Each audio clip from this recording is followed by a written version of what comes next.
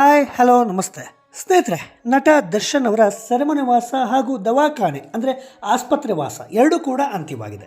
ವಾಪಸ್ ಅರಮನೆಯ ಜೀವನಕ್ಕೆ ದಾಸ ಅಂದರೆ ದರ್ಶನ್ ಅವರು ಮರಳಿದ್ದಾರೆ.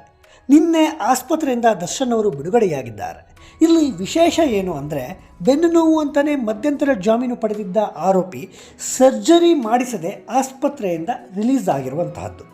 ಸುಮಾರು 155 ದಿನ ಸೆರೆಮನೆ ವಾಸ, 45 ದಿನ ಆಸ್ಪತ್ರೆಯ ಹಾಸಿಗೆ ಮೇಲೆ ವಾಸ, ಮಧ್ಯದಲ್ಲಿ ಜಾಮೀನು ಸಿಕ್ಕಾಗ 2 ದಿನ ಮನೆಗೆ ತೆರಳಿದ್ದು ಬಿಟ್ಟರೆ ದರ್ಶನ್ ಮನೆ ನೋಡದೆ ಹೆಚ್ಚು ಕಡಿಮೆ 6 ತಿಂಗಳು ಅಂದರೆ ಅರ್ಧ ವರ್ಷ ಆಗಿದೆ.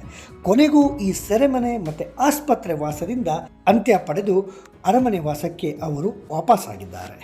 ರೇಣುಕಾಸ್ವಾಮಿ ಕೊಲೆ ಪ್ರಕರಣದ 2ನೇ ಆರೋಪಿ ನಟ ದರ್ಶನ್ ಕೊನೆಗೂ ಆಸ್ಪತ್ರೆಯಿಂದ ನಿನ್ನೆ ಬಿಡುಗಡೆಯಾಗಿದ್ದಾರೆ.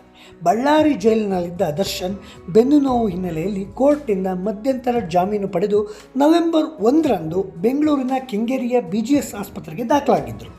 ಆಸ್ಪತ್ರೆಯಲ್ಲಿಯೇ ಇದ್ದು ಚಿಕಿತ್ಸೆ ಪಡೆದಿದ್ದ ದರ್ಶನ್ ಅವರಿಗೆ ಡಿಸೆಂಬರ್ 13ರಂದು ರೆಗ್ಯುಲರ್ ಬೇಲ್ ಸಿಕ್ಕಿತ್ತು. ಬೇಲ್ ಸಿಕ್ಕ 5 ದಿನಗಳ ಬಳಿಕ ದರ್ಶನ್ ಆಸ್ಪತ್ರೆಯಿಂದ ಸರ್ಜರಿ ಮಾಡಿಸಿಕೊಳ್ಳದೆ ಡಿಸ್ಚಾರ್ಜ್ ಆಗಿದ್ದಾರೆ.